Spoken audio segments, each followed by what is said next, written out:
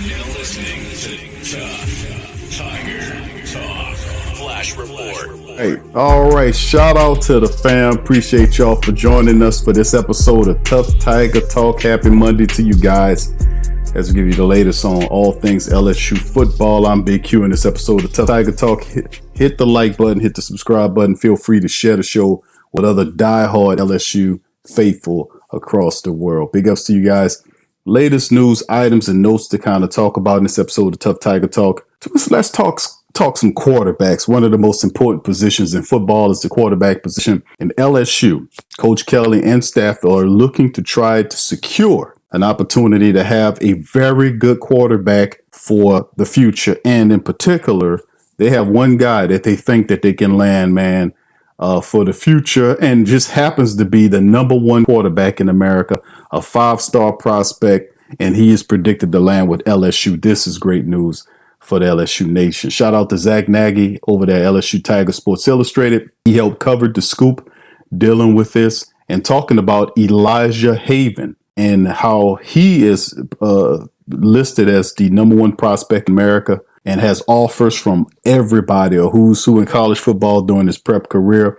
The thing about it is, remember, we lost out on Underwood, but this time I got a good feeling about this Haven kid could be the answer, man. This could really take LSU, help them really develop some solid classes. Getting a number one quarterback prospect will elevate LSU into championship levels going into the future. The Louisiana native hauled in scholarships from the likes of LSU, Georgia, Alabama, Michigan, Auburn, and Florida State, among others. But he's a hometown kid that's big, and he's coveted down here. And LSU offensive coordinator Joe Sloan provided Haven with an open invite to attend any home game on the program schedule last season, and the number one player in the country certainly used that to his advantage. After carving up the prep scene Friday nights, he routinely take the games and visits to LSU on Saturday.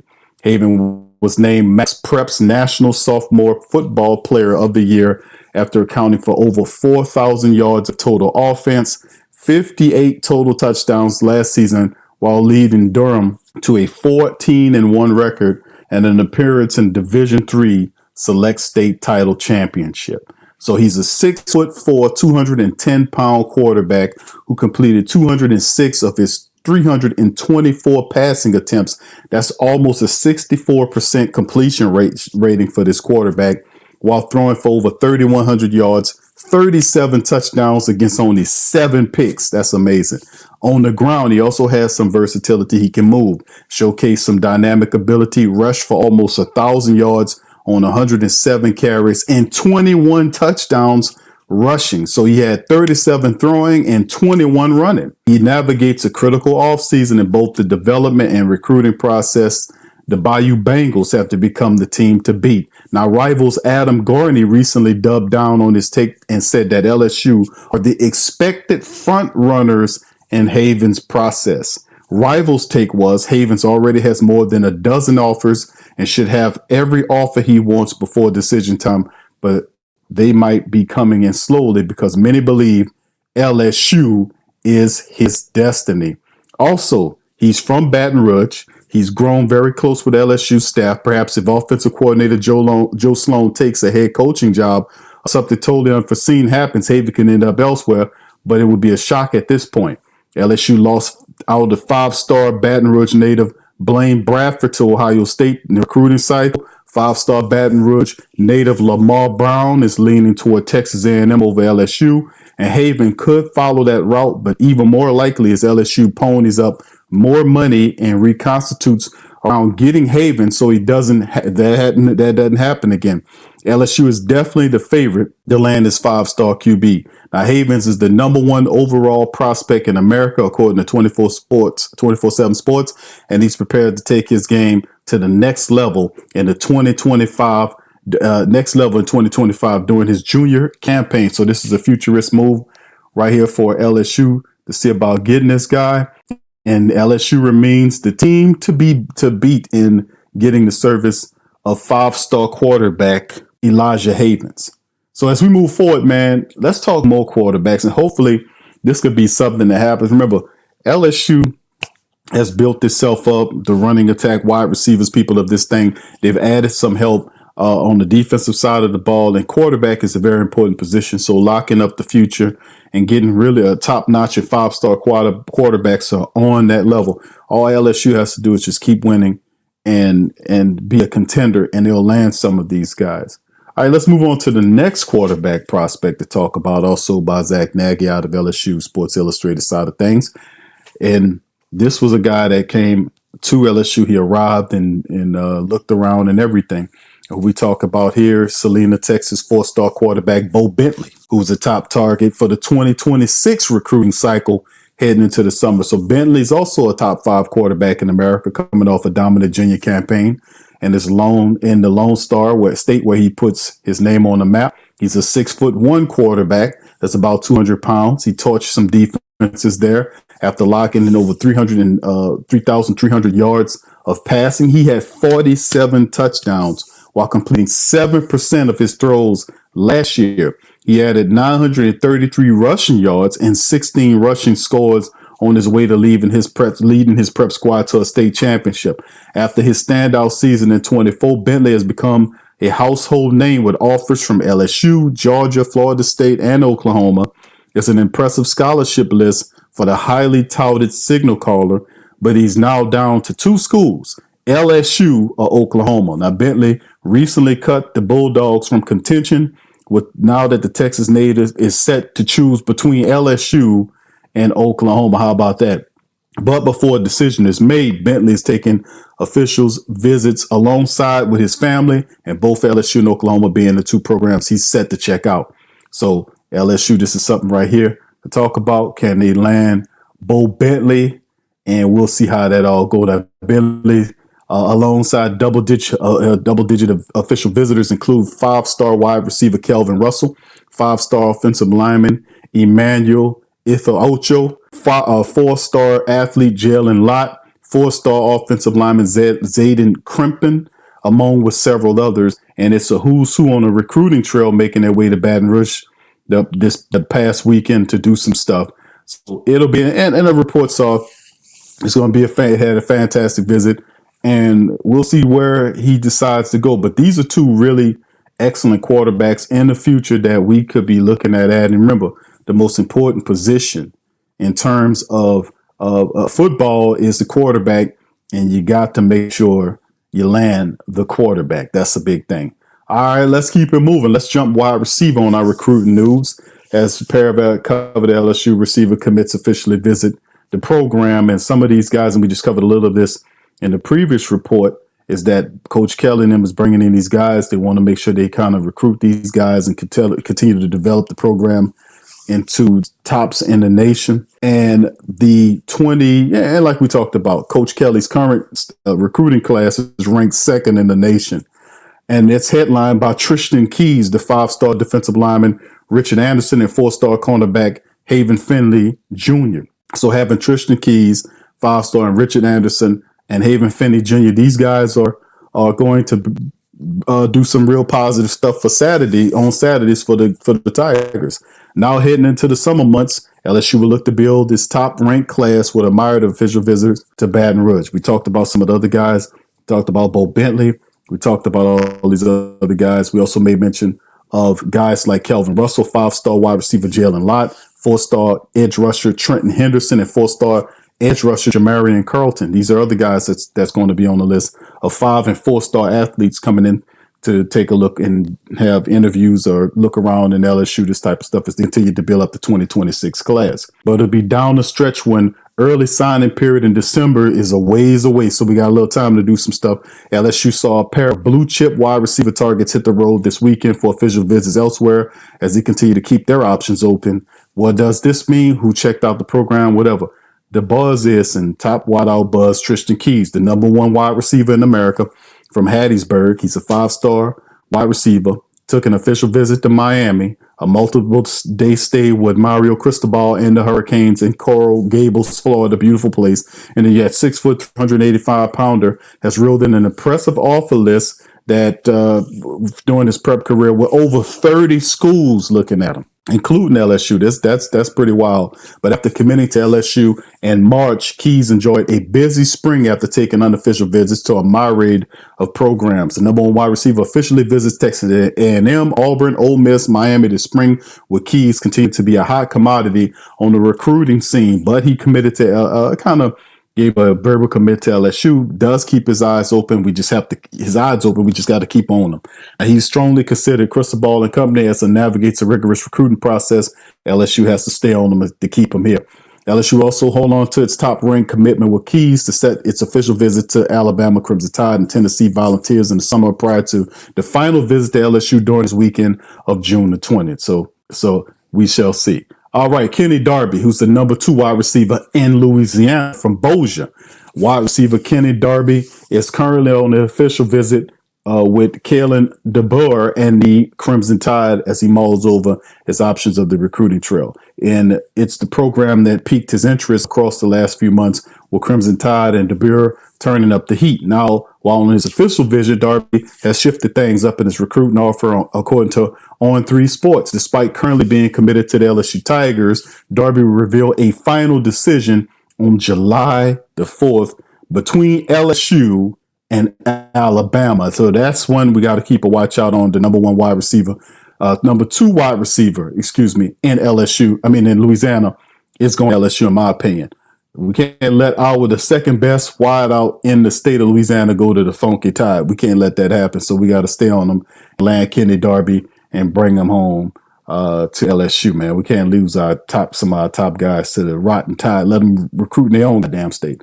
All right. So anyway, you got a little antsy on that one. And then, of course, finally, this article, man. This is one right here I want to play for you guys. I want y'all to give me your thoughts on what y'all think about this as the judge okays a $2.8 billion would it be settlement, Dr. Rick, which is basically paving the way for colleges to pay athletes. That's right. We know this has been going on. Almost a $3 billion lawsuit has been settled. And this was being something that was been said for a while about college athletics, was the fact that a lot of people felt that the college athletes should be paid. For a long time, the antiquated model had the colleges offering scholarships as a way there, and a lot of people thought that was the best way to do it. Let's see this little report and see what these guys had to say about it. Well, Jay, we should not overlook the historic nature of Friday night's settlement. It allows college athletes to be paid directly, revenue to be shared with them for the first time in the history of college sports. The athletes that have long been the engine of this billion-dollar industry are now going to formally get their share. That is significant. It should not be overlooked in all this.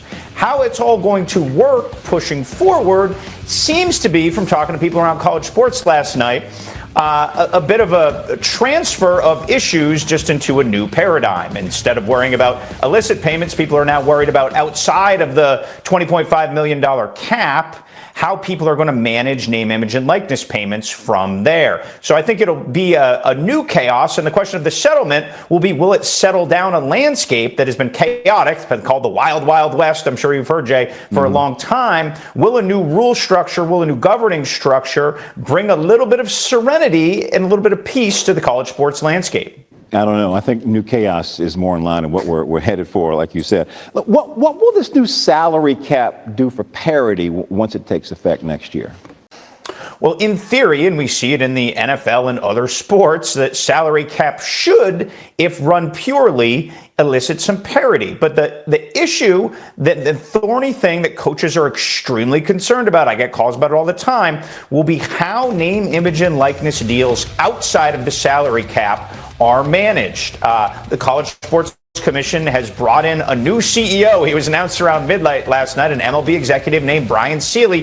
He's going to oversee this and have an unusual amount of power, much more so than the NCAA did adjudicating these types of cases. He will rule in many of them, and there's going to be really a focus on expediting these cases. I've been told student-athlete cases are going to have to be solved within 45 days. But the gray area really, Jay, just shifts into that NIL area. What's allowed and what's not allowed will ultimately be the determining factor in whether there is parity or these big brands with these huge competitive advantages can keep them. All right, that's some of the reports right there, and it does flip college athletics upside down now that this big ruling is went through. As Judge Claudia Wilkin approved the deal between the NCAA and its most powerful conferences and lawyers representing all Division I athletes. The House versus the NCAA settlement ends three separate federal antitrust lawsuits, all which claimed that the NCAA was illegally limiting the earning power of its college athletes. A lot of people felt that way a lot of time. Like I said, this is an incredibly old and antiquated system that has been going on for 100 years. They believe that they pay the athlete when the athlete comes to work there or works with the colleges, then the athlete would in turn get a free college education, which they deemed that as payment for whatever the athlete did for the college. Is somewhat like a trade-off. That's something that we've been thinking for a long time, but now that's officially changed. There were situations that occurred, like y'all remember the quarterback prior for Ohio State when he was trying to sell. He signed his name on the football and tried, selling his name on merch, and they got on him after that. He got, really when they went in on him, and that kind of woke up a idea in people's minds. Like, damn, he can't even sign a football with his name on it. The colleges own all of that, so a lot of that started. In part, was a reason why a lot of this other stuff started unraveling to the point where college athletes say, "Hey, man, we should get something for this outside of this education thing. Y'all making tens of billions of dollars." And some of these colleges, including our college, became incredibly wealthy. Texas and all these other people, from how the football, the basketball, this kind of stuff. And a lot of people felt that it wasn't fair how this whole structure was ran. So what the deal basically breaks down as the NCAA will pay nearly almost $3 billion in back damages over the next 10 years to athletes who competed in college at any time from 2016 through the present day. Moving forward, each school can pay its athlete up to a certain limit. They're thinking about operating and having a college cap. The annual cap is expected to start at roughly 20.5 million per school in 25 and 26. So this is something they're looking to implement this upcoming season and increase every year during a decade long deal. Now, these new payments are in addition to scholarships and other benefits that the athletes already receive. So not only you get the scholarship and whatever the NILs and all this other kind of stuff, this is extra money.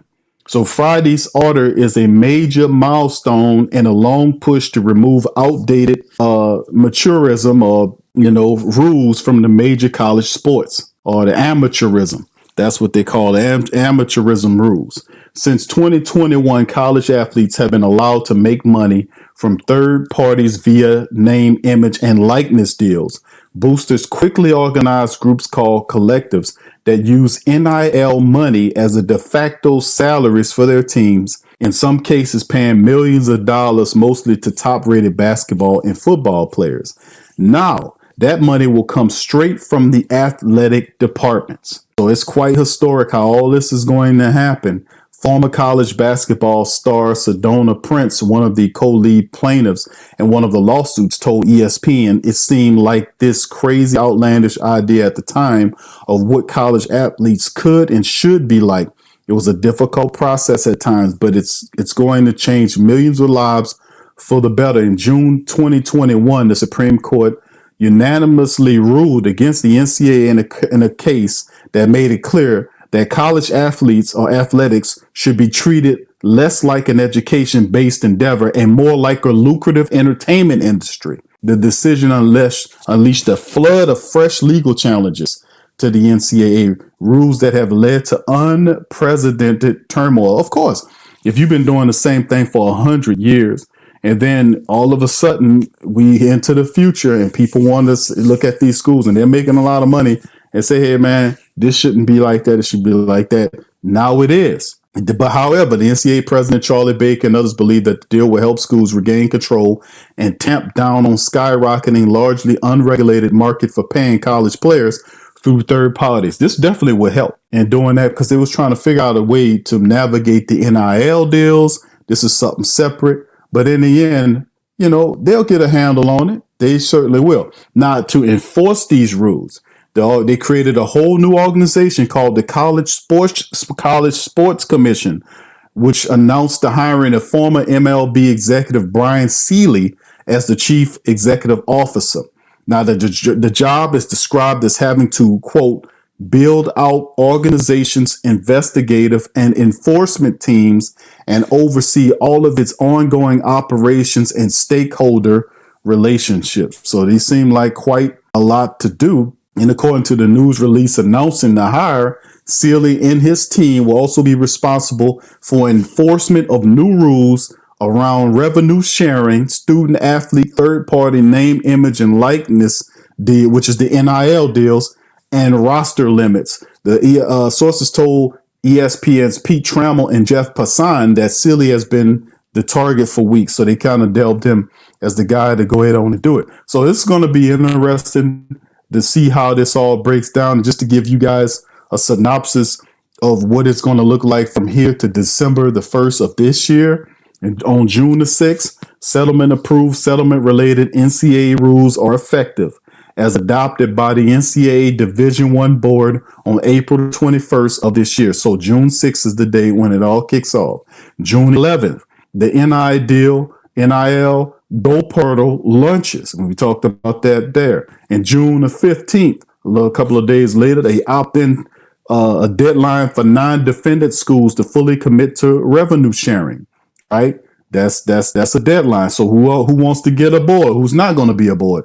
You have until June the 15th. And then we go to July the 1st. First date for direct institutional revenue sharing payments to student athletes. So for the student athletes who are not a part of NIL deals, because not all of them, just certain ones, that the first date for the institutional revenue sharing payments start on July the 1st. So people going to start getting paid, baby. And then July the 6th, a couple of days later, opt-in schools must designate student athletes permitted by the settlement to remain above the roster limits. Now, there was also some language that was put in because they talked about limiting the roster of players, but if they had hard cap that type of situation, certain people would lose their spots and it'll be anarchy in terms of that. So they kind of navigating around that. That won't happen according to some of the reports that I read.